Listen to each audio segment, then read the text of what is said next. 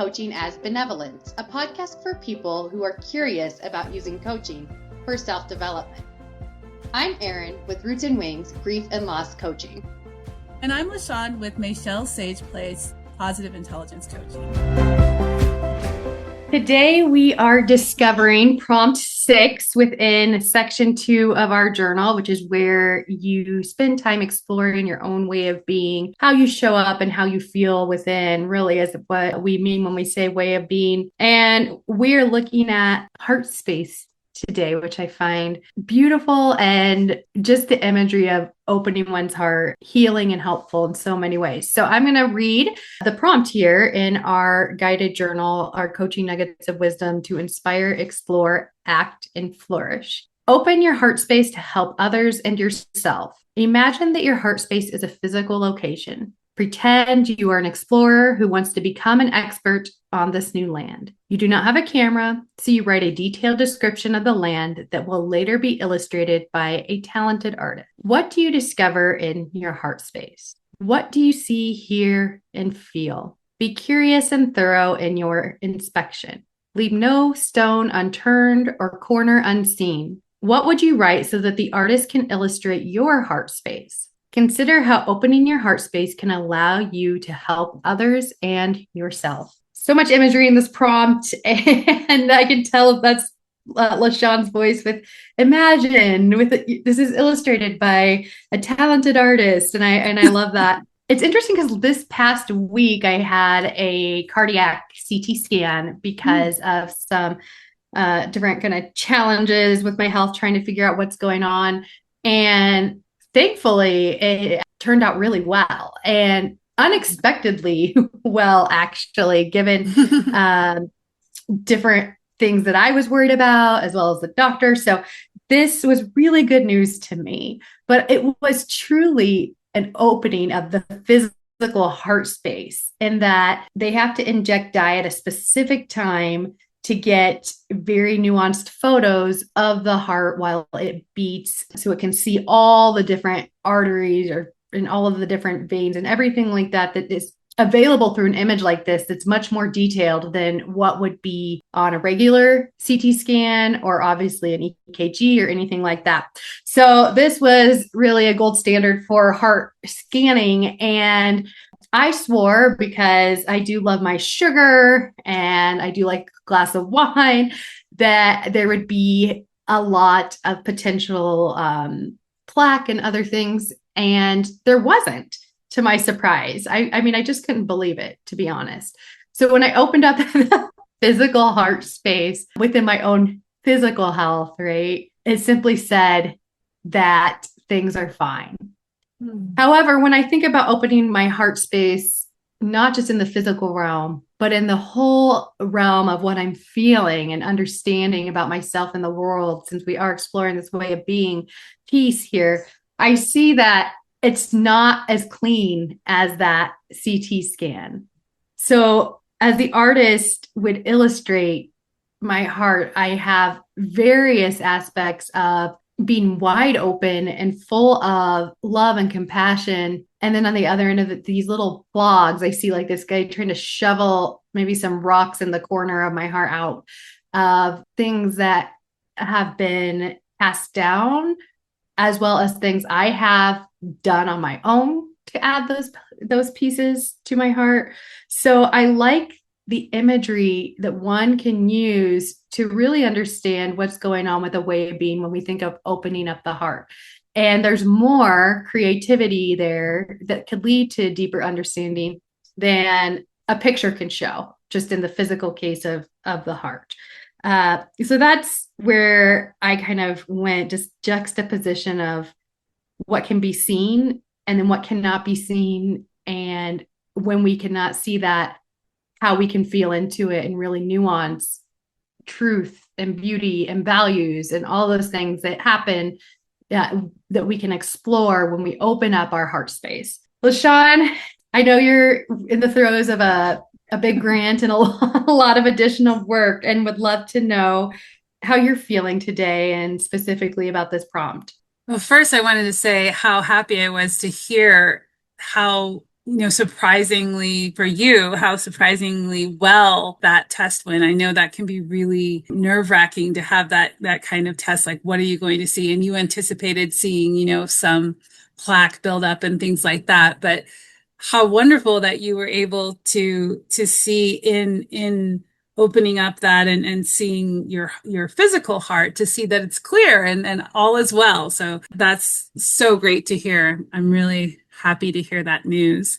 And it got me to thinking, because you know how hearts have chambers and they have like the different valves and all the different things going on with the heart. It got me to thinking about what my visual of my figurative heart space would be. And I was thinking of like something like maybe an estate or something like that, like a mansion, something with lots of wings and lots of stairs and lots of rooms. And I imagine that when you would open up the door, you would see this spacious foyer, like it would be high vault ceilings and light coming in, and it would be so inviting, and it would be warm light from natural sunlight. It wouldn't be artificial light or LED light or anything like that. It would be just coming from the sun, and there would be this inviting warmth that you would have when you go into the heart space, like when you go into the room. And it would just be, I just imagine like a lot of fluffy, soft material. And, Nice. I imagine maybe because pink is the color of self-love. It's when you think about rose quartz, rose quartz represents self-love. And so I imagine a lot of pinks, a lot of peaches, a lot of, really soft, very feminine colors and shapes. Everything's round. Uh, nothing is sharp, or it's very spacious. That's how I imagine like my front room. But as you go into the heart space, there will be places where doors leading to places that maybe guests can't go, or places that haven't been explored or haven't been seen, that have been walled off or maybe just not used. So I imagine that there are places in that figurative heart space in my own experience that would need to be explored again. And that's one of the things that I'm learning about, my own heart space, and listening to you, Eryn, about like the physical image of your heart, and then you comparing that to your, the figurative heart space. And how you were saying there will be like areas where you need to like shovel. And I was thinking when you were saying that about shoveling, there would be areas that are like under construction, like, that we're maybe adding a new wing, that kind of thing. So going back to that metaphor of an estate, or just a palatial estate, is what I would imagine my heart space is like. A place where you would go to like vacation, maybe a retreat.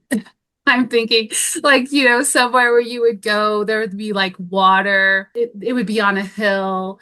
There would be nothing else around it, but there would be nature. There would be places where you could go on hikes, and there would be places where you can be close to nature. So that's kind of how I imagine my heart space, is this like palatial estate where you go for like a retreat that you have to get there by private jet or something like that, something really, really um, elaborate and luxurious, where everything you need is there, and you are weighted on hand and foot. You don't have to lift a finger, that kind of thing. You're totally pampered, because I love being pampered. And I love pampering people. I love meeting people's needs, and being a safe place where people are a safe person, where that people can turn to without judgment, and they can be themselves. They don't have to feel like they have to like perform or be a certain way. They can just show up as they are. And that's kind of how I imagine. But then, what's funny, Eryn, I was just thinking about that. I think a lot of people could be intimidated by something as luxurious as a palatial estate. So I'm thinking like, how would I resolve that? But going back to your question, Erin, about what's going on with me, what's really interesting is we have just entered into kind of a partnership with a school that the students are learning different modalities, different healing modalities, and having to do with energy work and energy healing. And these students are learning biodynamic cranial sacral massage therapy. And they are offering, because they need 150 hours for their practicum, for their part of their learning. And so they've partnered with us to give free sessions to our staff, our board members, and the people that we serve these massage therapy. Now, I hate massage. I hate being massaged. I've tried it many, many times. I should say I hated, but now I love it because I've gotten, this is like, so today was my second session with the massage. I got it last Tuesday, and then I got it today, which is a Monday that we're recording this. And I have to say that the first time it was more just kind of getting used to it, because I'm not used to getting massaged. I'm not used to that kind of modality where there's touch involved. I'm very cerebral, so I'm always thinking about in my head. But this connects with where I'm at, because with all of the stuff going on right now, there's so much going on right now. We have so many things happening all at once in the Learning Center, on an administrative level, on a program level, and also just the transition from founder, my mother being the founder, to me stepping in as executive director. It's all new to everyone involved, and we're learning as we go. Some days are, this is a breeze, no problem. Other days present challenges. And one thing that happened today was I had my second session of my biodynamic cranial sacral massage. And essentially what she did was, it's just really connecting with the body. And in connecting with the body, I'm learning how my body communicates. And it's a very different way that I have been in touch with the body. The massage kind of opened up sort of feelings and thoughts related to my body. And it's very similar to your result with your CT scan, which is a little bit more involved than a normal, regular CT scan. It was like a reassurance. It was a confirmation that all is well. And when I got that feedback from my body about the wisdom of the body and how it knows what it needs to do. It knows how to restore itself. It knows how to support itself. It knows all of these things. And I went into the session extremely anxious. I had this long to-do list. I felt like I was behind, that I was still catching up. And that's how I felt for a while. But in that session, I was able to learn from the wisdom of my body, which is, it was such a supportive feeling. I could feel how my body communicated with, like, how different parts of my body communicated with other parts of my body. And when she was massaging my feet, I could feel that the kind of the circulation of probably my blood, and how it just goes all over the body. And I could hear my heartbeat, which I rarely ever do because I'm always in my head and I'm not in my body. I'm often just thinking, and my mind is racing.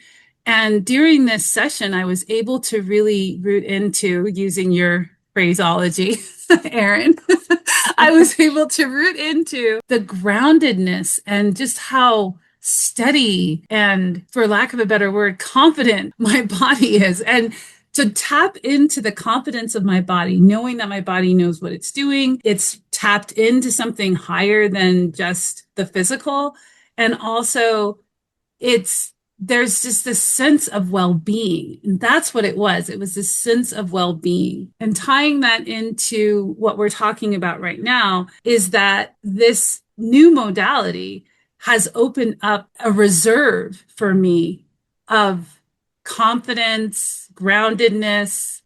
I feel resourced. I feel supported just from this co-creation, because you've got the massage therapist who is is also communicating with my body, and then I'm kind of taking a cue from her, and then also I'm listening to my body. It was such a eye-opening experience, and it was so empowering to know that I have this reservoir of power within myself, and that my body knows, personifying my body, but my body has this wisdom and it's tapped into such strength. And that was the other thing, that we did a lot of strength exercises, leaning on the wall, that kind of thing. So that, tying it into this prompt, I imagine that my heart space is not only soft and warm and inviting, but also grounding.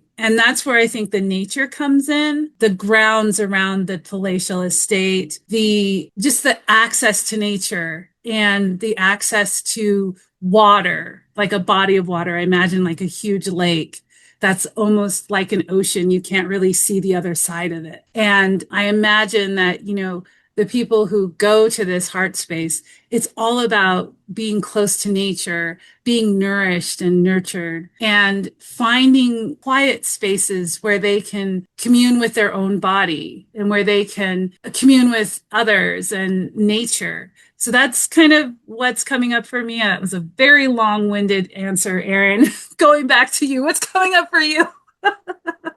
No, I think the long-windedness and the detail, right? Like that shows the expansion of the heart and the heart space and opening up. So I think that's really appropriate and feels aligned for what is happening within oneself, right? When that space is opened up, it does create maybe more abundance and discussion of these things that relate to well-being, this glacial place to live with, rooted and grounded around this beautiful landscaping, and then the massage. So at the center of all of that, what is really cool to me is this visual of the heart.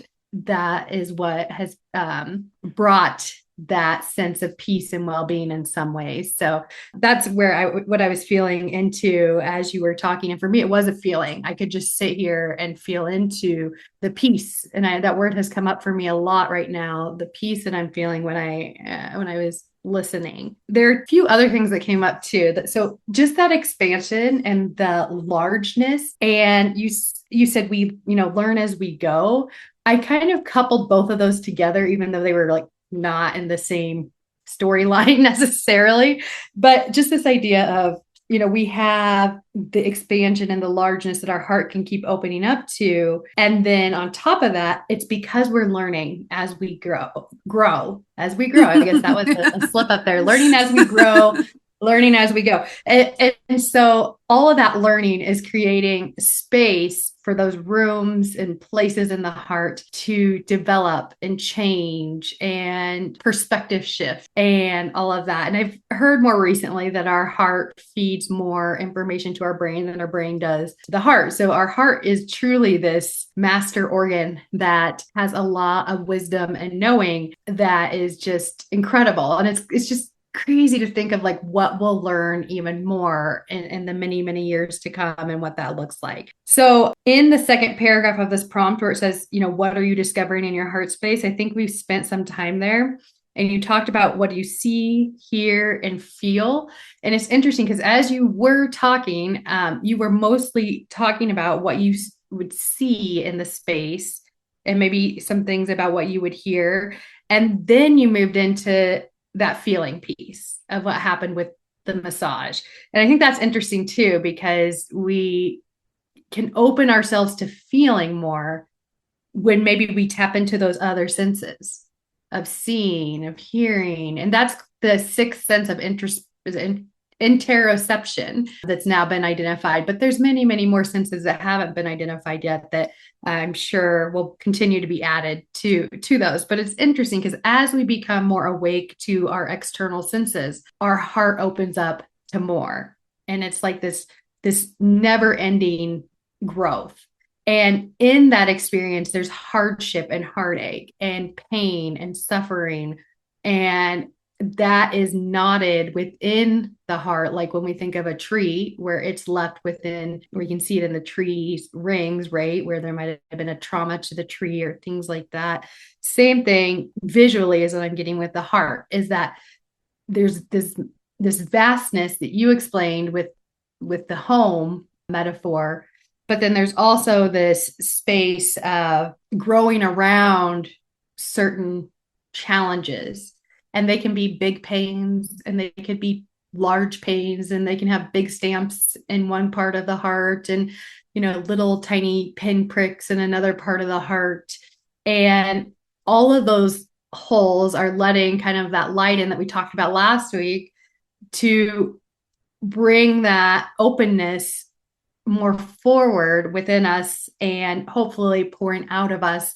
And like you say that healing of reciprocity of, you felt the well-being from the massage, and you also like to help humans feel well. And so I think that that is very true, and I think that the more we can open our heart space to both of those sides of feeling well and doing well or treating others well, it just continues to grow with abundance in a way that is difficult to put into words, in a way that can't be measured by today's success necessarily either, but through one's own values. And we've talked about values in this section quite a bit, and how they can be deep anchors for us to live out a life we want to live with intention and purpose.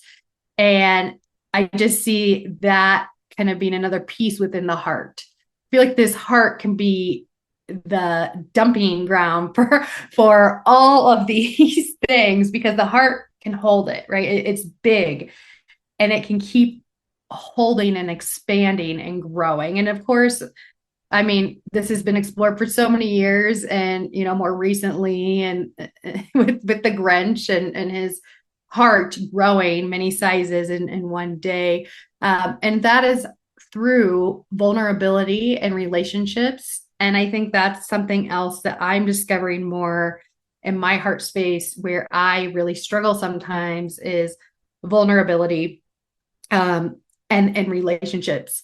And so how can I keep that part of me open, being vulnerable, but not too open to where it's not supportive to the rest of the systems or the rest of the heart space either. So that comes up as well. And so going into that second sentence in the second paragraph, it says, leave no stone unturned or corner unseen. It really is peeling back all of those layers of, yes, let's start with the imagery and really engage our senses. And that takes us to a feeling place. And that's our knowing place and our wisdom place and our intuitive place. And then how do we dig into that even deeper? And I think that since this section is on way of being, that just is a nice kind of way of scaffolding the prompt, where now that one is more engaged with the prompt, that's where no stone is unturned. So one can sit with this prompt and really discover new things, new loves, new challenges without it being overwhelming. Because I think this prompt could eventually get that way, but with it being healing and helpful. And we do need to unturn some of those stones to reach those healing spaces. So yeah, I think that's what I have to say right now on this. I enjoy the imagery of this prompt so much. So it could be a good one to draw as well as journal. Yeah, I was going to say that too. It definitely lends itself to drawing or painting. If you're inclined to express your feelings in a more like visual, artistic way, rather than writing it out and journaling it, I think that would be, or even like I was even just thinking, it just kind of had this thought that what if it were a song? Like what would your heart space sing? And I want to go to, because you touched on this when you were talking about how I was describing my heart space, and then how that mirrors or reflects how I am with people, like with the well-being. And I want to go back to that question about considering how opening your heart space can allow you to help others and yourself. And I want to go back to the image of the Grinch, Eryn, that you brought up, where his heart grew 3 sizes that day. And his heart was able to, well, when it grew 3 sizes that day, he had the strength of what, like 10 men or something like that. He had the strength and the vulnerability. So he was able to open up and be vulnerable, to feel the compassion, or to let in the song that was carried from where the Who's were in Whoville. And I love that story, how the Grinch stole Christmas. Just that beautiful, beautiful scene where, spoiler alert to those of you who have not seen or heard, you can just skip right through this because I don't want to spoil it for you if you haven't seen, read, or heard the story of how the Grinch stole Christmas. But that beautiful, beautiful image that really just lifts my spirits whenever I watch it, no matter what my age is, where Christmas, all the things that the Grinch thought Christmas was, gone, right? And then the Who's of Whoville gathered and sung that beautiful, beautiful song of the heart, of connection, of coming together. And he was like, why are they still singing, And then it was able to reach his heart and then allow his heart to grow. And so he was able to become compassionate and connect with the Who's. So this is where that last part of the prompt, consider how opening your heart space, as he opened his heart space, can allow you to help others and yourself. It allowed him to save the many things that he took from the Who's, and it allowed him to go back in to Whoville, and as someone who could be welcomed into the circle. That's the other part that I love, the imagery of that, where all the Who's opened the circle that they had created when he came in with all of the many, many things that he took from them in order to steal Christmas. But he didn't steal Christmas because Christmas is in the heart. Going back to the heart space, going back to the heart, going back to how opening our heart space will allow you to help others and yourself. So how it allows us to help others and ourselves, I think when we're able to open up, it gives us strength, because before, the Grinch was very closed off and grumpy, and he was not very strong. But when he was able to open up his heart space and his heart grew, it gave him strength. And that can be counterintuitive. A lot of people might think, if I open myself up, I open myself up to pain, disappointment, abandonment. If I make myself vulnerable, I open myself up to attacks and people taking advantage of me.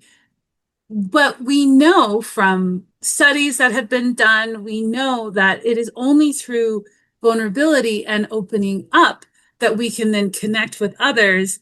And that can build us up and make us strong as well, because we as social animals need that connection. We need that feeling of belonging. And most of us need that. And so when we allow that, we can then be bolstered, and that can really help strengthen us. And it can seem counterintuitive.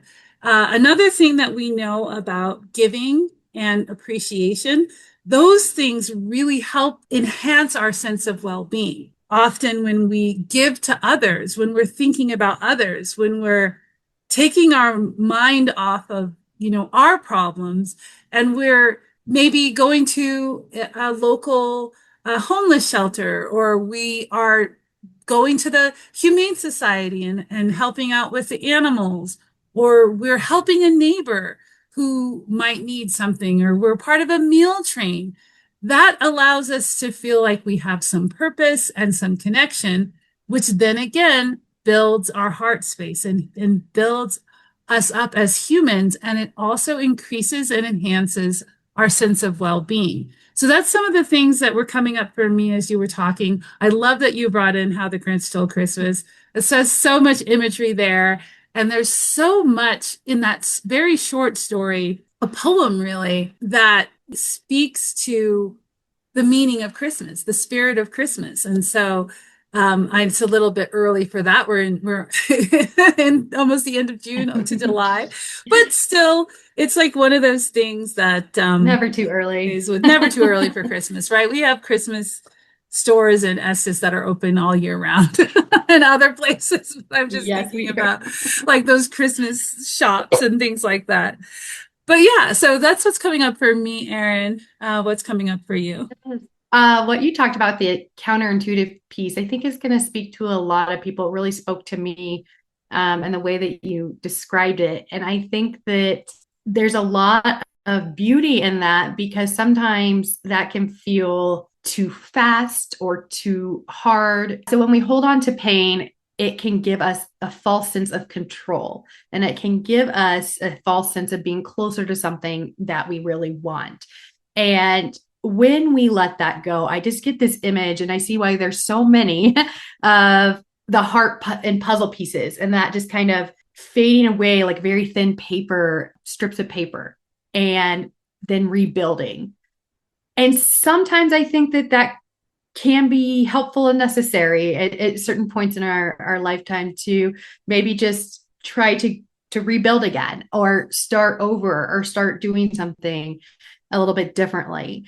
And that phrase, to start over or start again, sounds so simple, but it has been given to me as a gift at various different times in my life when I was holding on to pain and I was holding on to suffering out of fear, and had no concept or idea that I could start again, that I was still living. Like, it was just like this message that sounds so simple, but it's what kind of like chipped away at a piece in my heart and opened it a little bit more. And then that led to something a little bit more and more. And so, what are those phrases for our listeners? Those kind of, we have nuggets of wisdom, right? That's what we call them in our podcast and in the journal.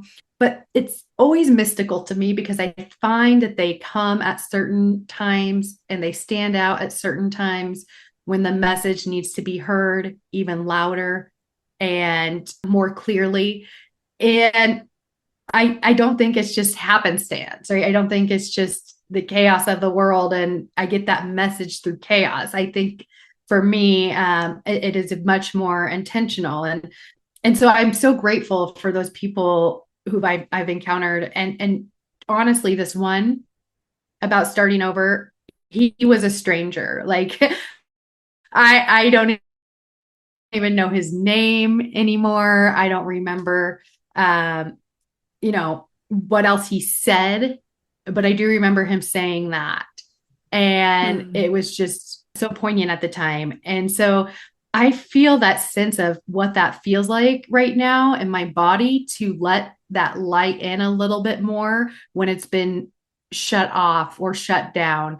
And that feels so good, right? Like, I want that for people and myself as well, to be able to have those moments of clarity, of healing, all of this is snowballing into larger moments of joy and meaning making and all those things. And so I see that other piece in the heart, that kind of like unwinding and then winding again, and then in the unwinding and the winding it again. And, it's kind of how it pumps blood throughout our body in a way. But to me, it feels more of like this wave of string that unravels and then comes back again, and unravels and comes back again. And as it does that, it grows the heart. That's the image that I'm getting from our conversation today in the podcast.